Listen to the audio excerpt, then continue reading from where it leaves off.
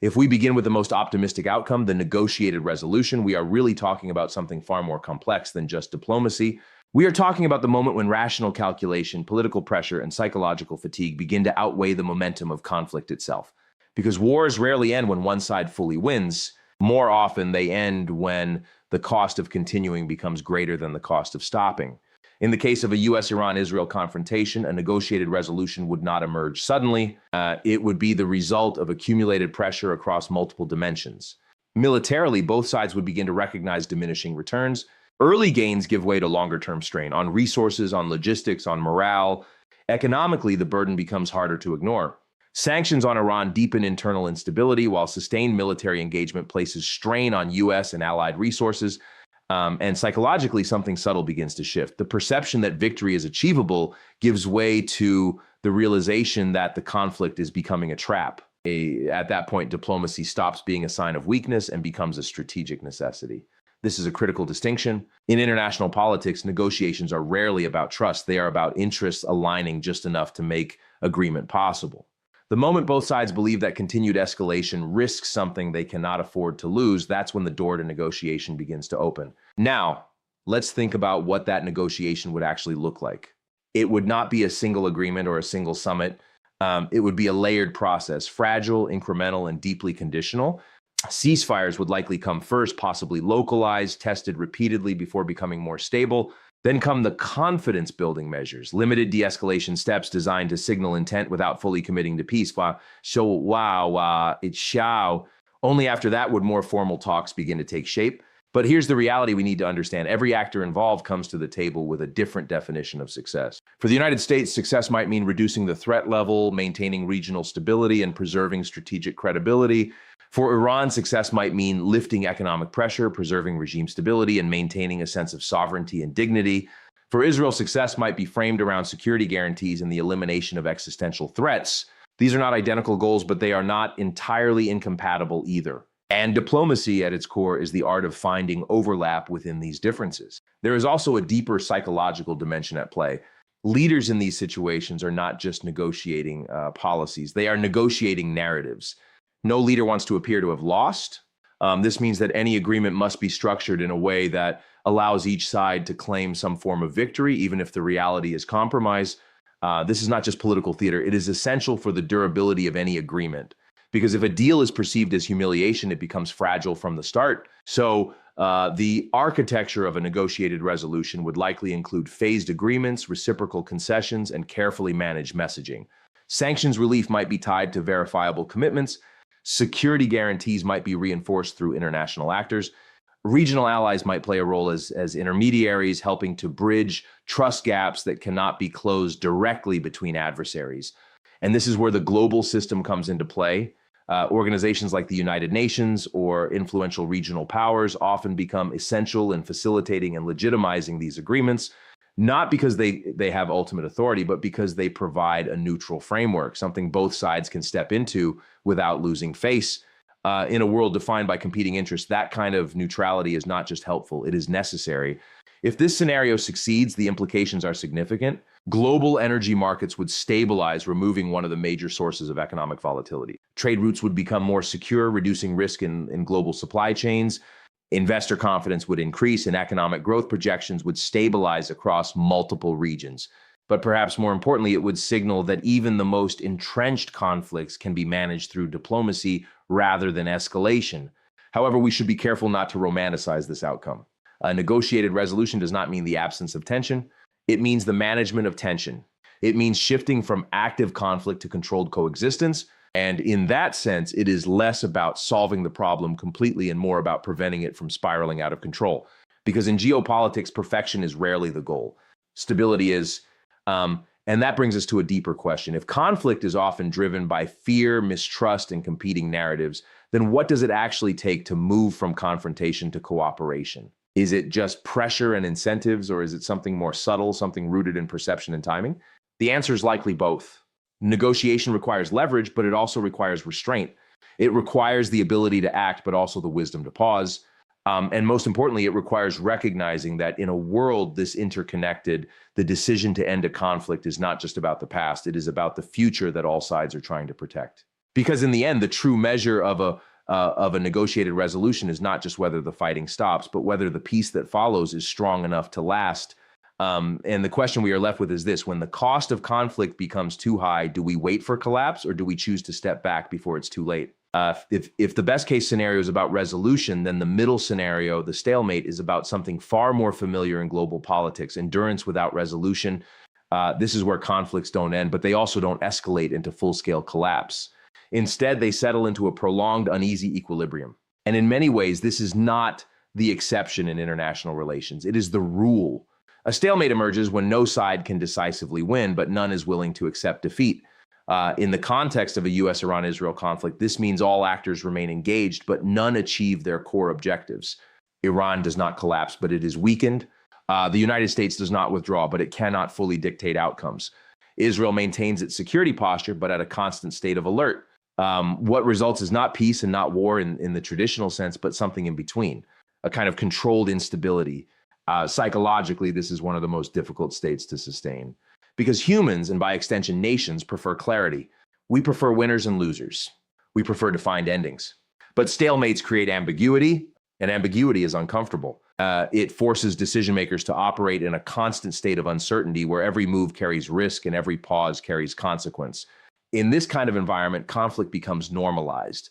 It doesn't disappear, it adapts. Instead of large-scale confrontations, you see smaller, more contained actions, targeted strikes, proxy engagements, cyber operations, and political maneuvering. These actions allow each side to apply pressure without crossing the threshold into total war. It is a form of conflict management, not conflict resolution. Now, think about what that means on a systemic level. When conflict becomes persistent but contained, it begins to shape the entire regional order. Economies adjust to instability. Governments adjust their security strategies.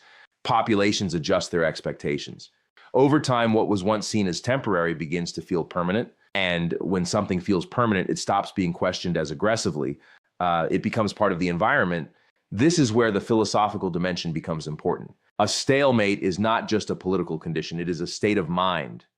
It reflects a collective acceptance that the conflict cannot be resolved, only managed, and that acceptance has consequences.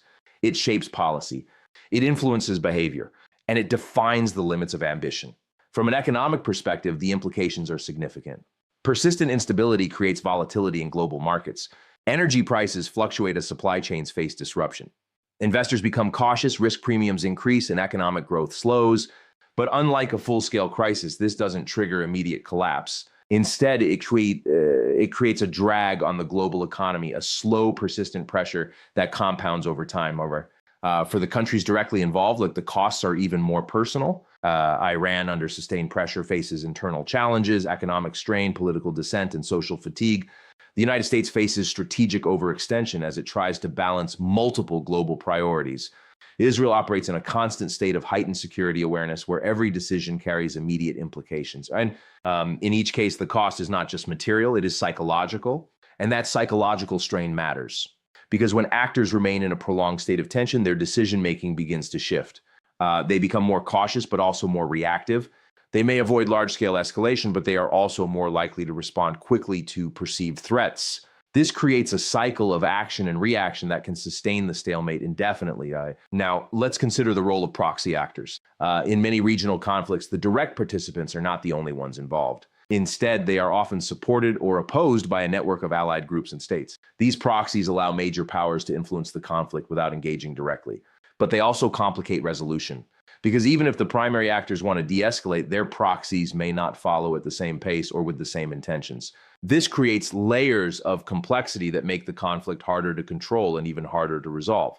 At the global level, a stalemate sends a different kind of signal than a resolution or a full-scale war. It tells the world that the conflict is contained but unresolved. That balance can be reassuring in the short term because it avoids catastrophe, but it is also unsettling in the long term, right?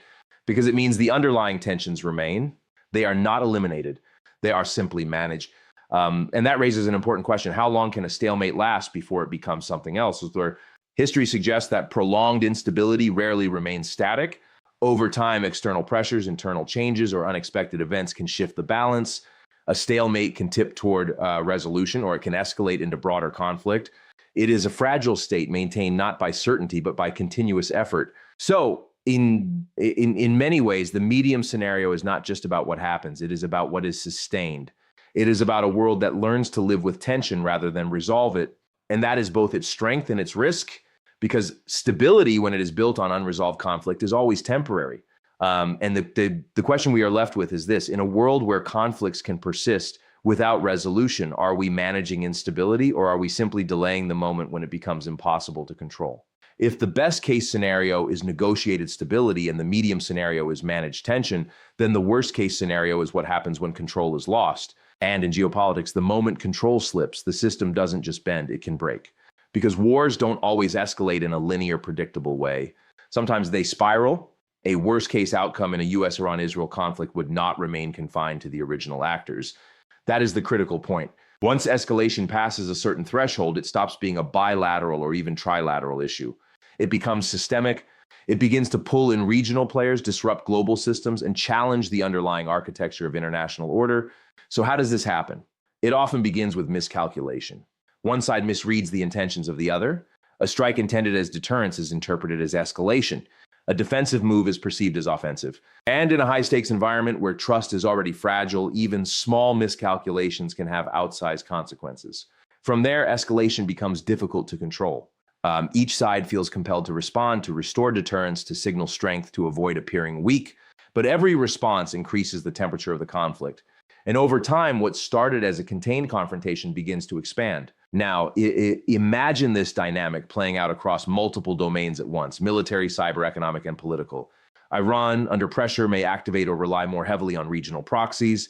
Groups aligned with Iranian interests could become more active across different theaters, expanding the conflict beyond national borders. At the same time, the United States and its allies may increase their own involvement, either directly or indirectly, to counterbalance that influence. What you end up with is not just a war, it's a network of interconnected conflicts, each one feeding into the other, each one raising the stakes of the next. And once that network forms, it becomes incredibly difficult to unwind. Now, let's talk about one of the most critical choke points in the global system: energy. The Strait of Hormuz is one of the most strategically important waterways in the world. A significant portion of global oil and liquefied natural gas passes through it. If that route is disrupted, even temporarily, the impact is immediate and global. Energy prices would spike. Supply chains would be strained.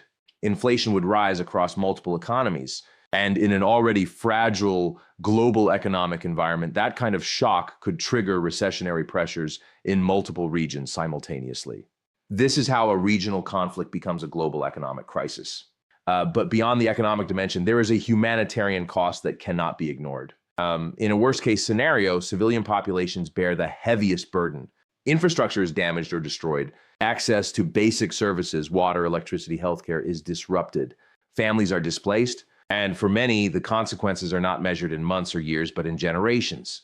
There is also a psychological cost that extends beyond the battlefield. When conflicts escalate to this level, fear becomes a dominant force. Fear drives decisions. Fear shapes behavior. And fear, when sustained, can reshape societies. It affects how people perceive security, how they interact with institutions, and how they understand the future. And this is where the philosophical dimension becomes unavoidable. Because at this level of escalation, the question is no longer just about strategy or policy. It becomes a question of control. Can complex systems, political, economic, military, be controlled once they reach a certain level of tension? Or do they begin to operate beyond the full control of any single actor? History suggests that once escalation reaches a critical point, control becomes distributed, not centralized. No single country or even group of countries can fully manage the outcome.